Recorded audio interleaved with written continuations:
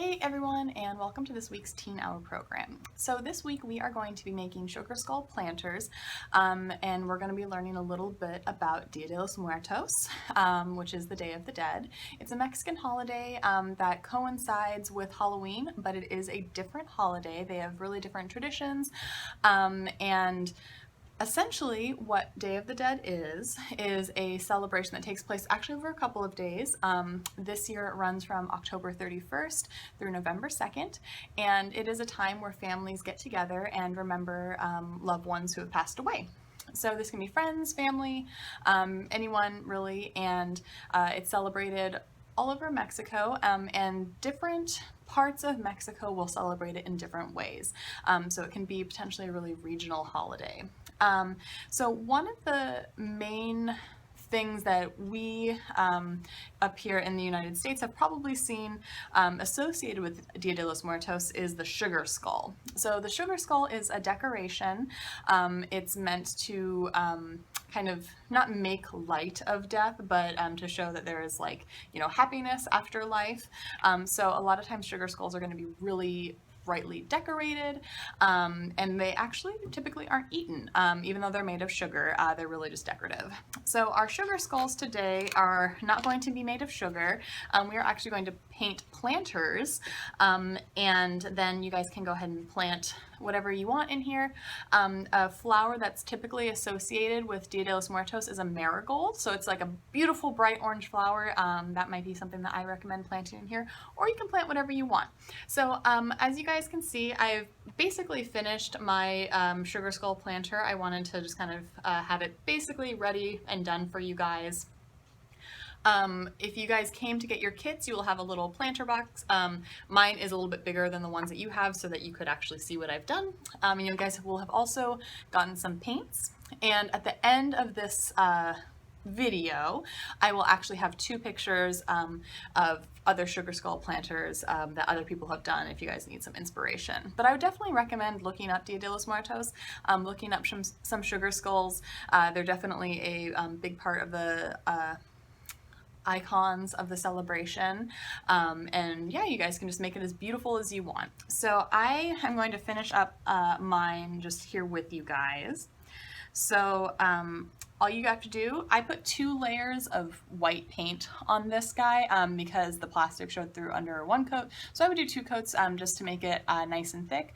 And then actually the other paint, like the face here, I only used 1 coat, so you guys should be pretty good with the amount of paint that you have.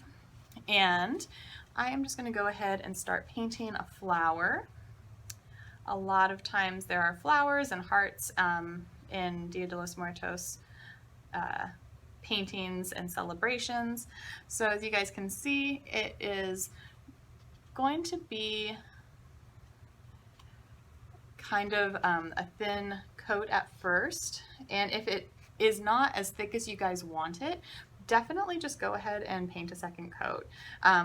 Probably the best way to do that would be to wait until it dries and then paint your second coat, because you can see here there's some lines in there. And it doesn't have to be like perfectly matchy. It can really be whatever you want. The most important thing is just that you try to make it as beautiful and colorful as possible to kind of stick with the traditional sugar skull design here.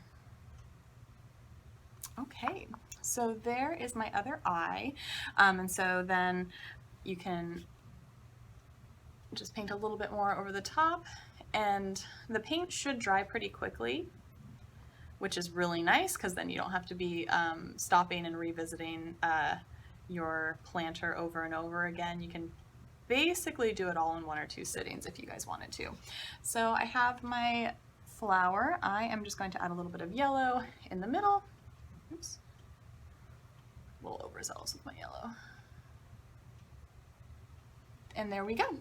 And so now you can just let it dry, and then you can start planting whatever you want in here. Like I said, a marigold might be a really great option if you guys want to stick with traditional Dia de los Muertos icons or imagery. That'd be awesome. If you guys want to plant something else, that's totally cool. And yeah, the ones that you have are probably going to be a little bit too small to keep something in there forever, but it's a nice place to get started. Or you can even put like a little succulent in there, because succulents like to have cute little jars. So that is going to be today's program. I hope you guys have a lot of fun. I hope that you guys learn a little bit about this really cool holiday. And if you guys have any questions, we definitely have books about Dia de los Muertos. There are a lot of really great resources online if you guys want to learn some more about it. And then for next week, we are going to be making creepy book banners.